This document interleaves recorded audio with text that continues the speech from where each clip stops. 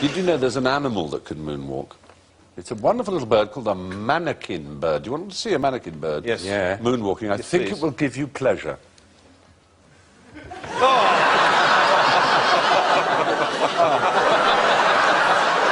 It gets funnier.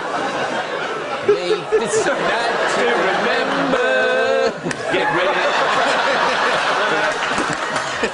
Isn't it great?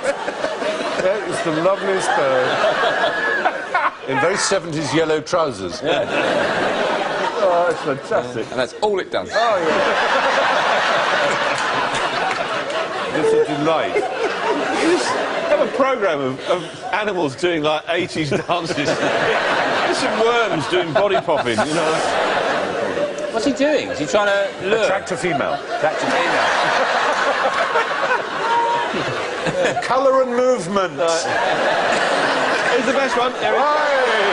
That's the one they like. It's funnier every time. It does.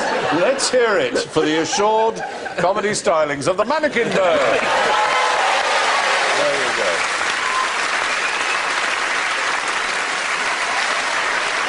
Well done. Well done, mannequin bird. Well in mark.